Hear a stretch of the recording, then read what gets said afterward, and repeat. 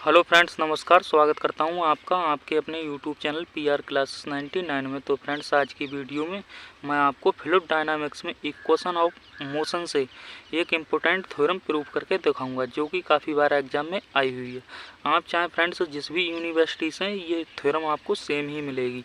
तो फ्रेंड्स, हमारा इसमें बुक चल रही है फ्लूइड डायनामिक्स और हमारा चैप्टर चल रहा है equation of motion. Equation of motion से ऑलर्स इक्वेशन ऑफ मोशन, ये हमारी इंपॉर्टेंट थ्योरम है। इसी थ्योरम को हम दूसरे नाम से जानते हैं ऑलर्स डायनामिकल इक्वेशंस। तो फ्रेंड्स, आपको एग्जाम में चाहे ऑलर्स इक्वेशन ऑफ मोशन लिख कर आए या फिर ऑलर्स डायनामिकल इक्वेशंस लिख कर आए, आपको थ्योरम यही लिखनी है। तो अगर फ्रेंड्स इस थ्योरम को आप पूरा देखना चाहते हैं तो वीडियो को बिल्कुल भी स्किप मत कीजिएगा। स्किप करेंगे तो बिल्कुल भी समझ में नहीं आएगा। तो फ्रेंड्स, अगर आप पूरा पेपर देखना चाहते हैं फ्लूइड डायनामिक्स का या फ्लूइड मैकेनिक्स का, आप इस चैनल को अभी सब्सक्राइब कर लें और चैनल की प्लेलिस्ट में जाकर आप कंप्लीट पेपर देख सकते हैं फ्लूइड डायनामिक्स। और इसके साथ साथ आप बहुत सारे पेपर देख सकते हैं, जैसे कॉम्प्लेक्स एनालिसिस या फिर ऑपरेशन रिसर्च और पार्शियल डिफरेंशियल इक्वेशन। मैंने बहुत सारे पेपर कंप्लीट करा रखे हैं। अगर आपने फ्रेंड्स इस चैनल को सब्सक्राइब कर लिया तो आपको अंत जाने की ज़रूरत नहीं पड़ेगी। तो फ्रेंड्स, आज की हमारी थ्योरम रहेगी ऑलर्स इक्वेशन ऑफ मोशन। तो इस थ्योरम में आपको क्या करना है, पहले तो स्टेटमेंट लर्न करना होगा, फिर हम इसका प्रूफ देखेंगे।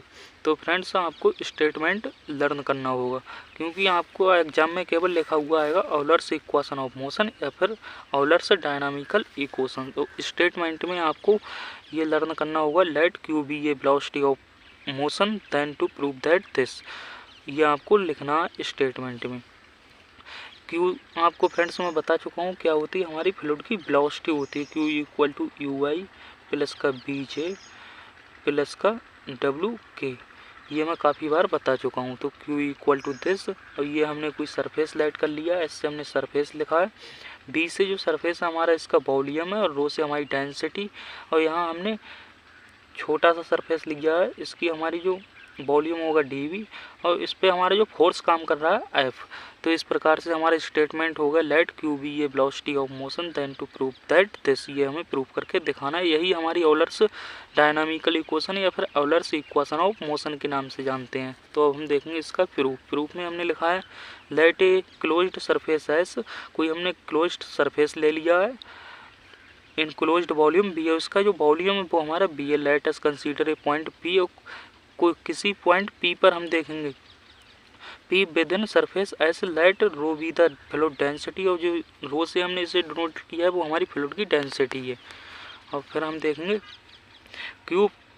क्यू फ्लूइड वेलोसिटी, और क्यू से हमने रिप्रेजेंट किया है फ्लूइड की वेलोसिटी को। वो हम करते ही हैं पहले ही से ही, क्योंकि फ्लूइड डायनामिक्स पढ़ रहे हैं, तो जो फ्लूइड की वेलोसिटी होगी हम उसे क्यू से लिखेंगे। And a small element d V, और कोई हमने स्मॉल एलिमेंट ले लिया है, ये मैंने बताया था यहाँ। तो इसका जो हमारा वॉल्यूम होगा डीवी होगा विद इन सरफेस एस, और ये हमारा सरफेस के अंदर है। And t be the time then the total mass rho D V, और जो टी है हमारा वो टाइम होगा, और जो टोटल मास हो जाएगा वो हमारा रो डी वी हो जाएगा। Then total mass equal to rho D V is equal to constant. तो यहाँ से हमने लिखा है rho D V equal to constant, ये हमारा टोटल मास है, और सी से हमने कांस्टेंट को रिप्रेजेंट किया है। तो यहाँ से हम differentiating with respect to t on both sides then we get. तो हम इसे टी के रिस्पेक्ट में पार्शियली डिफरेंशिएट कर देंगे। तो यहाँ से हमारा क्या आ जाएगा, d upon D T rho D V is equal to d upon D t c. ये हमारा कांस्टेंट है तो ये हमारा जीरो हो जाएगा, तो d upon D T rho D V is equal to zero. इसे हम इक्वेशन फर्स्ट लाइट कर लेंगे, फिर इसे और आगे सॉल्व करेंगे। तो यहाँ हमने लिखा है, and let M be the momentum of the volume V. M से हमने मोमेंटम को लिखा है, और बी हमारा ये हमारा वॉल्यूम है। तो मोमेंटम हमारा क्या हो जाएगा, M equal to integration Q D M.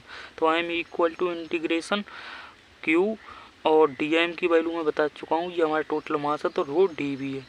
तो M equal to integration q into rho D V. इस प्रकार से ये हमारे पास ये क्वेश्चन आ जाएगी। अब हम इसे और आगे सॉल्व कर लेते हैं। तो हमारे पास यहाँ तक सॉल्व हो चुका था। अब हमने लिखा है differentiating with respect to t on both sides we get. इसे हम टी के रिस्पेक्ट में डिफरेंशिएट कर देंगे, तो D M upon D T हो जाएगा इधर हमारा, इधर integration D upon D T और Q into rho D we.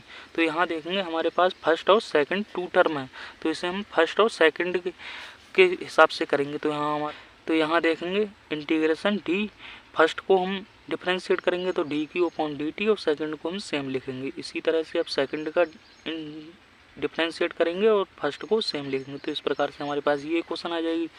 इसे सॉल्व कर लेते हैं। तो integration D Q upon D T rho D V plus का ये हमारा 0 हो जाएगा, क्योंकि ये हम पहले प्रूफ कर चुके हैं। D upon D T rho D V is equal to 0 by equation first से।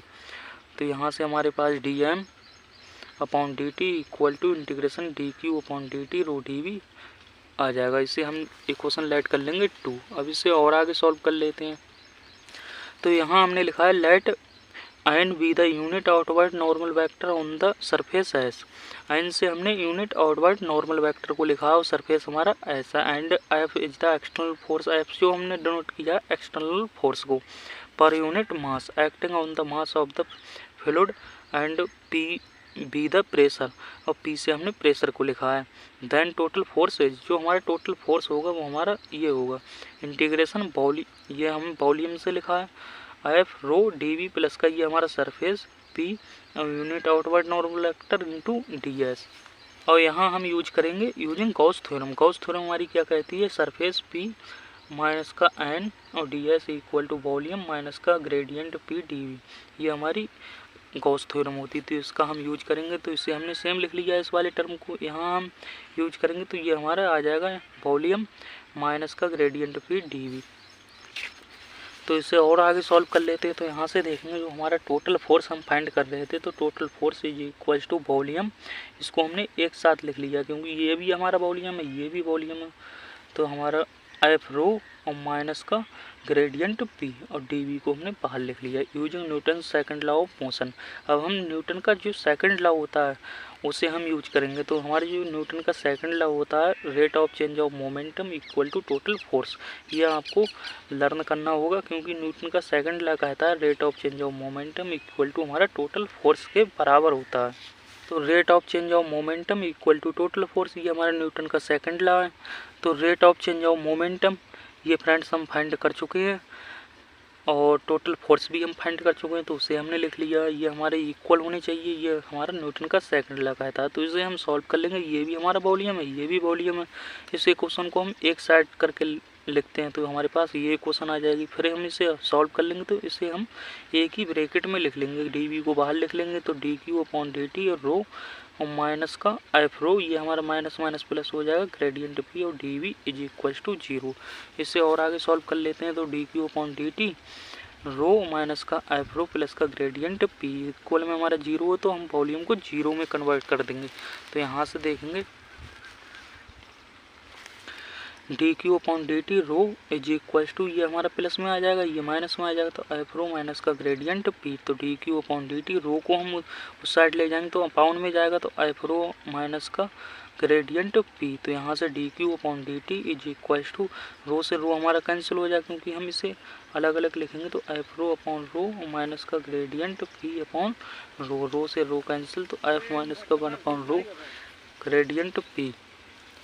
तो यहाँ तक हमने सॉल्व कर लिया था। तो हमारे पास एक क्वेश्चन आ गई d Q upon D T is equal to f minus का 1 अपॉन रो ग्रेडियंट पी, यही हमें सॉल्व करके दिखाना था। इसी इक्वेशन को हम बोलते हैं ऑलर्स इक्वेशन ऑफ मोशन या ऑलर्स डायनामिकल इक्वेशंस।